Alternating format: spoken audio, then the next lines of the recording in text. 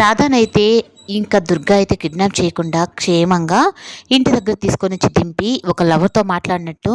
నిన్ను ఇక్కడ దింపుతున్నాను అంటే కిడ్నాప్ చేయకుండా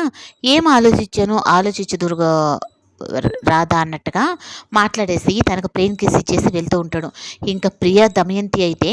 దుర్గగాడు ఏంటి కిడ్నాప్ చేసి తీసుకెళ్తాను అన్నావు కదా బేబీ, అయినా తనని తీసుకొని వచ్చేసాడు అంటే వాడు ఏదో ఒకటి ఆలోచన లేకుండా ఇలా చేయడు మమ్మీ అన్నట్టుగా. ఇంకా రాధ లోపలికి వెళ్ళిన తర్వాత బాగుందమ్మా రాధ,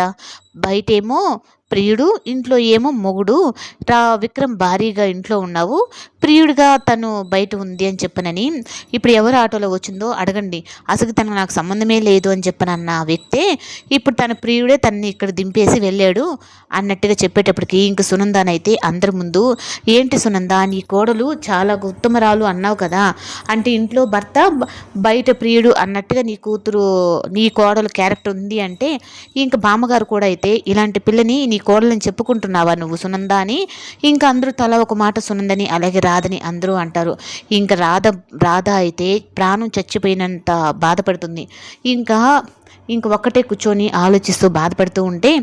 ఇంకా రామచంద్రయ్య అయితే ఇంకా కూడా వచ్చి ఇన్ని బాధలు పడుతూ ఇక్కడ ఉండడం అవసరమా, అంటే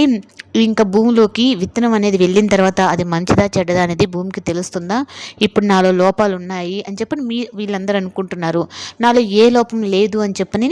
నేను అనుకుంటున్నాను, అప్పుడు నా తప్పు కాదు కదా అన్నట్టుగా అంటూ ఉంటే నీ ధైర్యానికి మెచ్చుకోవచ్చు,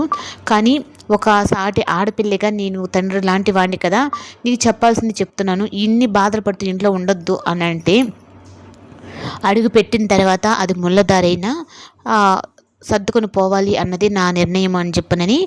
నన్ను మా నాన్న అలా పెంచాడు అన్నట్టుగా తనైతే చెప్తుంది. ఇంకా అలా చెప్పిన తర్వాత రామచంద్రయ్య కూడా అయితే నీకు నీ జీవితం ఇప్పటికైనా నీ చేతుల్లోనే ఉంది, దాన్ని నువ్వు మంచిగా మలుచుకుంటావా లేదా చెడుగా మలుచుకుంటావా అనేది నీ ఇష్టం అని చెప్పనని ఇంకా రామచంద్రయ్య అనేటప్పటికీ ఇంకా రాధ అయితే ఆలోచనలు పడుతుంది. ఇంక ఇదే విషయం అయ్యి విక్రమ్తో మాట్లాడుతూ ఉంటే నాకు ఇన్ని సమస్యలు వద్దు, నేను వెళ్ళిపోతానంటే నువ్వు సంతకం పెట్టి ఈజీగా అగ్రిమెంట్ పెళ్ళని చెప్పని ఒప్పుకోలేదు, ఇది సంవత్సరం రోజుల అగ్రిమెంట్ పెళ్ళి, అప్పటిదాకా నువ్వు కట్టుబడి ఉండాల్సిందే అన్నట్టుగా ఇంకా విక్రమ్ అయితే అంటాడు. ఇంకా నైటే రాధ లెటర్ రాసి పెట్టి ఇంకా వెళ్ళిపోతుంది. అటు దుర్గకి కాకుండా ఇటు ఎవరికి కాకుండా తను ఇంకా ఎక్కడో దగ్గర పని చేసుకొని నేను బతకాలి అన్నట్టుగా వెళ్ళిపోయి అందరికీ షాక్ ఇస్తుంది.